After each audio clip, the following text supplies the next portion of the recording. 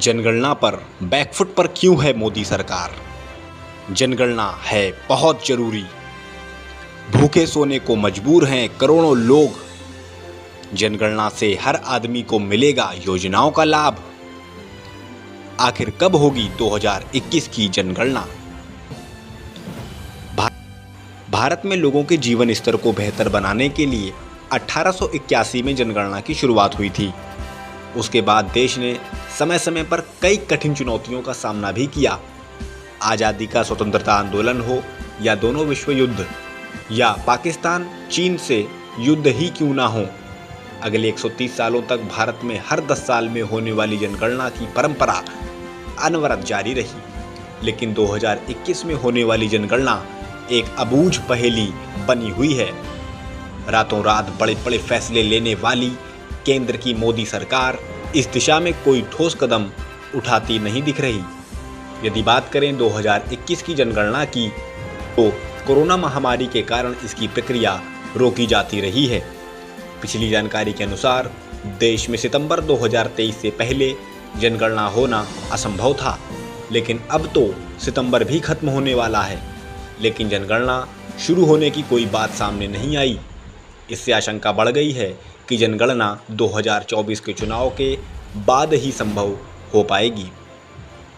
यहाँ यह बात जानना जरूरी है कि जनगणना का मतलब सिर्फ लोगों की गिनती नहीं होता, बल्कि इसके जरिए ही लोगों की आर्थिक स्थिति भी मालूम होती है, जिससे केंद्र सरकार राज्यों को बजट आवंटित करती है और लोग विभिन्न योजनाओं का लाभ उठा पाते हैं और अपने जीवन स्तर को बेहतर बना पाते हैं।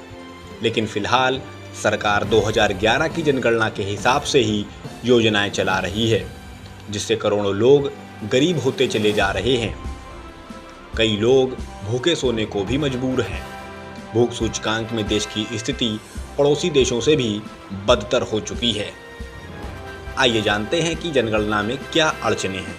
इसके पीछे पहले तो कोरोना महामारी बड़ी अड़चन थी, लेकिन उसके दूर होने के बाद राजनीतिक अड़चनें आड़े आने लगी। खबरें आईं कि जनगणना के साथ ही सरकार NPR भी कराना चाहती थी, यानी सरकार लोगों से उनकी राष्ट्रीयता की वैधता भी कन्फर्म करना चाहती।